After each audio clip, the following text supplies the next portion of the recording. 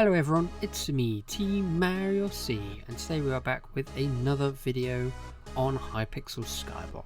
In this video I'm going to yap a bit about the foraging update, the good, the bad, why it might not be received well, and why that probably doesn't matter. The short answer to why the foraging update is doomed is because it can't match up with players' expectations. The foraging update has been a meme in the community for years, and even this iteration of the update has been under development for more than 2 years. Players will rightly have high expectations, but unfortunately, by my estimation, the largest share of development time hasn't been dedicated to foraging, or even hunting, but the transition to latest Minecraft versions. That players on Minecraft versions ranging from 1.8 to 1.21 can all play the same server is impressive enough, but for that server to take full advantage of 1.21 features, yet still being at least somewhat compatible with 1.8 is insane. Despite the immense effort developing the backend to make this update possible, I expect that many players will think the update is lacking, despite it probably being one of the best updates they have ever made.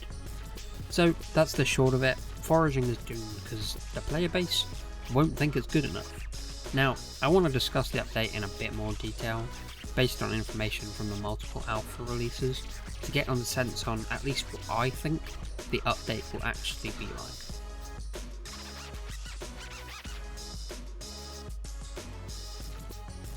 Okay, it's officially spoiler warning time. As with the Rift Mountaintop, and with most things, spoiling the experience by learning about the update ahead of time will have a negative impact on your experience playing Galatier.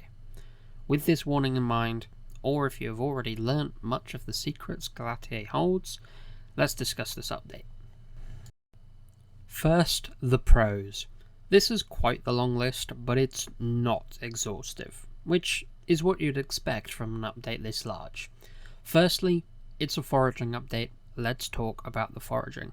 In my opinion, the devs have done about as much as you could expect to enhance the fundamental gameplay of foraging, which, let's be honest, is just breaking logs. Making sweep an official stat which determines how many logs you can break is a great start.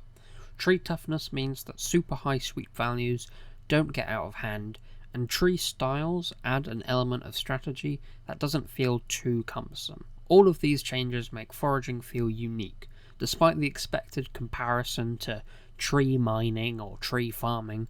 Even if the core gameplay is breaking blocks, it is Minecraft after all, they've already added enough depth to these mechanics to make it feel distinct.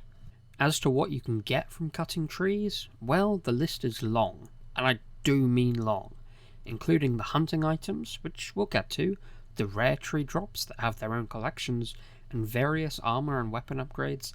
I'd probably need 15 minutes just to explain what the first tree type can get you. Safe to say, you'll have plenty of things to craft with all your wood. The tree gift system also does a good job of ensuring that chopping trees with friends isn't annoying, but is actively encouraged, especially if your stats aren't good enough to chop trees fast by yourself, which is going to be true for fig at the beginning and for mango trees for quite a while. There's lots of other additions specific to foraging too. The new booster system allows specific items to get extra stats. Unlike gemstones, however, you don't need to pick and choose, as unique boosters are stackable. Would love to see boosters appear in other loot tables related to other skills. Berries are here too. While slightly underdeveloped, high quality berries are great for hunting. They are also remarkably good at getting forest whispers early on, and giving points during Agatha contests for how easy they are to collect. There's also returning content. Agatha contests take the best bits of Jacob contests and adds 2 fantastic changes which makes them much better. First, they are now active constantly. That means every 20 minutes a contest will happen. If you want to focus on nothing but contests, you can, as they're always active and won't have any downtime. Alternatively, if you've got other things to do, that's fine. The contest will be active when you get back. The second change that makes Agatha contests great is how they're scored. Not only are there no restrictions on how you earn points, as you can get them from berries, fishing, hunting, and of course foraging, you also aren't competing with other players. The point milestones are always the same, and once you hit the final one, you've effectively won the contest. Additional rewards aren't obtained if you gain more points, unless they add a mythic milestone in the future. The admins have said in design threads that some of the foraging content will reuse content that has proved itself. Agatha contests was certainly a great version of that. We'll have a look at another example later. Now, the other main area of the update, hunting. 99% of hunting content is a big W. The first Galatier island may seem like a foraging island, but the questline will have some believing it's just the hunting tutorial, and to some extent, they're right. The core gameplay of hunting is capturing various creatures. All the new mobs found on Galatier, like frogs, salmon, dolphins, and turtles, can be hunted in a variety of unique ways. Outside of Galatier, though, mobs can be hunted according to their type. Generally speaking, combat mobs must be brought to low health and sucked into a pocket black hole. Water mobs must be caught with a fishing net, and quote-unquote forest mobs can be caught with a lasso. A whole other layer of complexity is added with the fusion machine. Ancient precursor technology brought to life allows players to fuse their attributes to get genetic hybrids, often of creatures that can't be found anywhere on Skyblock today. The fusions are, well, we'll come to that, but the concepts and gameplay are quite good, especially the mobs on Galatier that have more specific, unique hunting gimmicks. The final point I'll make is that Galatier is a fantastic design. The build team did a good job taking advantage of the latest version blocks, and unlike other islands in Skyblock, Crimson Isle, it's also densely packed with many nooks and crannies to explore. I won't spoil any of that though, I say. So let's move on to more of the neutral additions. First up is pressure. This is a new system that applies to the water on Galatier. Dive too deep and the pressure builds, pressing your lungs and making you gasp for air. Without the right pressure resistance, much of the depths of Galatier lie out of reach. While a cool concept, I think the implementation of Galatier's pressure resistance leaves something to be desired. Its primary purpose is to gatekeep players out of a variety of content pieces, hidden within the depths. It's not necessarily bad, and the water environments are served really well by modern Minecraft swimming and the really cool underwater blocks. I think my strongest impression is that the island is just too small. There's a very non-immersive feeling that a player can't dive 5 blocks below the surface without their lungs seemingly bursting, as their respiration bubbles vanish in a flash. Because the water on Galatier is effectively a small lake, as opposed to large oceans and other games where pressure makes more sense, it just feels a bit small. This leads to pressure building up incredibly quickly once you go below the level that your pressure resistance protects you in. I think this could be improved a couple of ways. I think if you made pressure resistance less harsh, and second of all, move the focus towards respiration rather than pressure resistance. If running out of air in deeper water kills you instantly, actually causes someone to rescue you, it would remove some of the health regen cheeses and make the system feel slightly better, at least in my view.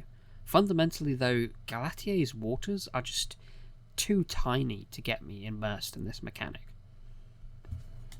Okay, this is one of the copying previously proved content elements I was talking about earlier.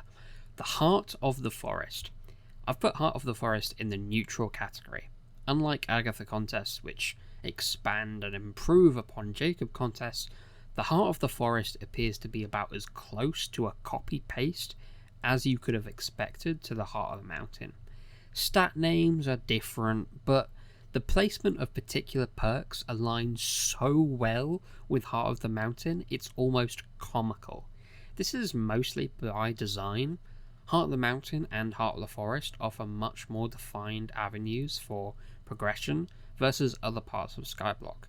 But when compared to the other things in this update, it's hard to say that Heart of the Forest is anything other than okay. Sea Loomies. These items are a joke to collect manually, and if nothing is done, my only advice is to get the best sea creature setup you can, because fishing might be the best, probably only reasonable way to collect this item. The only reason this isn't a con is because I haven't tested the rates for fishing, so I don't know for sure just how bad the grind will be. God Temples. Great concept, unremarkable execution. Lots of hope for additional content when more of these are added and there is actual competition between the gods. I hope we can get a more engaging version of the faction system as the believers of different god temples battle it out or something. For now though, it's just a cool source of some extra stats. Make sure you do it though. One of the most controversial parts of the update has to do with what you actually get from hunting. The old attribute on gear system is gone. Now, attributes can be collected and siphoned to obtain their power. This has a lot of consequences. The transition from the old attribute system to the new one will undoubtedly be bumpy. Kudra loot will feel probably somewhat lackluster for the foreseeable future, but the admins know that, and I have some faith that they are working on long-term solutions. For now, there will be complaints. Some will think the old system was better. They are, of course, objectively wrong. I'm probably biased as an Iron Man, but there are still many objective reasons why this change had to occur. No matter what your favourite Skyblock YouTuber who spent 100 bill on max attributes has to say, gold rolls are being well compensated with free RNG meter progress in the form of Ananke feathers. Attribute shards in excess of what's required for maxing the attribute will still be incredibly important in fusions. All in all, I think the transition will go about as well as it could, but that doesn't mean it's going to be good, at least in the short term. Now I'm going to talk about the cons of this update, and I'm going to talk about invisibugs, which you can see here, these little flying crit particles, and artificially inflated fusion chains. Oh baby, it's rant time. Me and a co-op member checked out every single attribute recently in detail on the alpha server, and a couple of them were concerning. Those invisibugs, you throw a lasso at them and you get the shard, right? Sounds simple. It's easy enough, but they're a rare attribute, so you should need 48 of them to max the attribute, right? Wrong. You are so unbelievably wrong. The reason? Well, let me introduce you to the bug family. Similar creatures make up different families. Fusing creatures from specific families is required for a number of unique attributes. However, the bug family consists mostly of fusions where the base derivative is invisibugs. Fusions require 10 attribute shards, usually 5 from 2 different creatures to fuse, rewarding 1 but sometimes 2 shards. 5 invisibug shards and 5 random bug shards, here I've used pest because they're plentiful, make 2 crop beetle shards. 5 crop beetle shards and 5 random bug shards, using here pests again, make 2 ladybug shards. Do you see where this is going? We assume that 5 ladybug shards and 5 invisibug shards make 2 lunar moths. 5 lunar moths with other shards can make 2 fireflies. 5 fireflies with other shards can make 2 dragonflies. 5 dragonflies gets you the legendary attribute the Warty Bug. The admins, knowing this tree of fusions, have so generously made it so that the combination of 10 total shards provides 2 new shards instead of 1.